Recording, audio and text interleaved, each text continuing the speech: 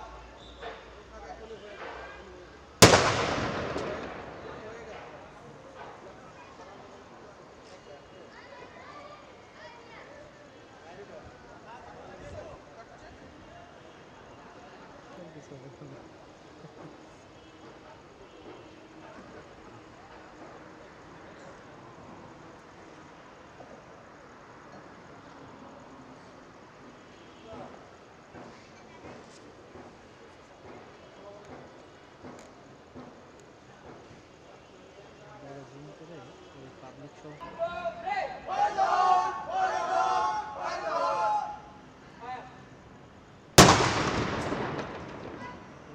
Sprinter কেন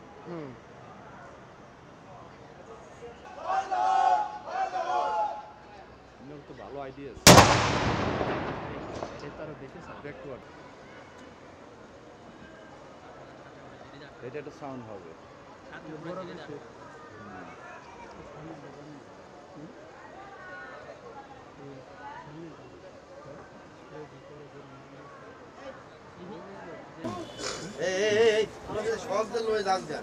আমাকে নেওয়ার দরকার নেই ভাই,